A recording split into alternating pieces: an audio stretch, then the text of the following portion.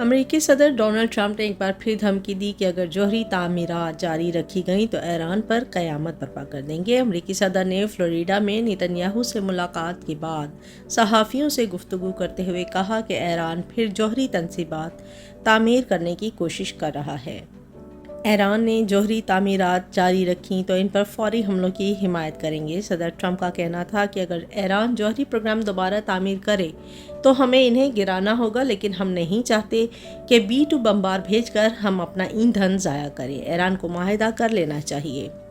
अमरीकी सदर ने नेतन्याहू के हमरा गुफ्तगू करते हुए इसराइल का साथ आखिर तक जारी रखने का ऐलान कर दिया। इनका कहना था कि इसराइल एक अहम अंसर है, इसराइल की सपोर्ट जारी रखेंगे। सदर ट्रंप का कहना था कि हमास ने गैर मसला होने से इनकार किया तो इसे कीमत चुकाना होगी। गजा से इसराइली इनखला अलग मामला है, इस पर हम बाद में बात करेंगे।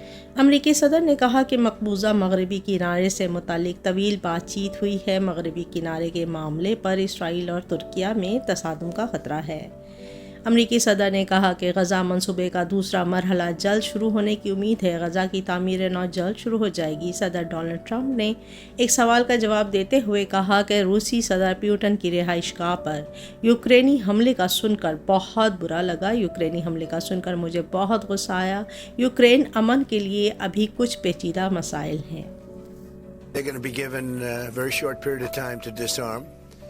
And we'll see how that works out. This is not the right time. It's one thing to be offensive, because they were offensive. It's another thing to attack his house. That tone less optimistic than a day earlier when Trump hosted Ukrainian President Volodymyr Zelensky for peace talks. I do think we're getting a lot closer, maybe very close. Zelensky telling reporters overnight the peace plan that's on the table would include 15 years of protections by other countries against Russia.